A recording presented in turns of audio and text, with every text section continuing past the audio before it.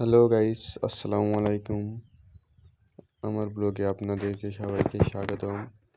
আজকে আমরা চলে আসলাম ঘাস কাটতে। দেখুন ঘাসটি কি সুন্দর হয়েছে, একেবারে গমের মতন। এই ঘাস অতিরিক্ত সার পড়ার কারণে ঘাসটি পড়ে গেছে, তবু আমরা ঘাস কেটে নিয়ে যাচ্ছি আমরা গরু খাওয়ানোর জন্য। দেখুন ঘাস একদম শুয়ে পড়েছে, মনে হচ্ছে ধান পড়ে গেছে। এখন আপনাদের দেখানোর চিন্তা ভাবনা করছি আশপাশের প্রকৃতি আজ ভীষণ সুন্দর।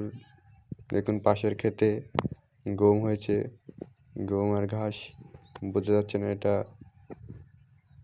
গম না ঘাস, সবাই ভুল করবে গম ভেবে, কিন্তু এটা ঘাস।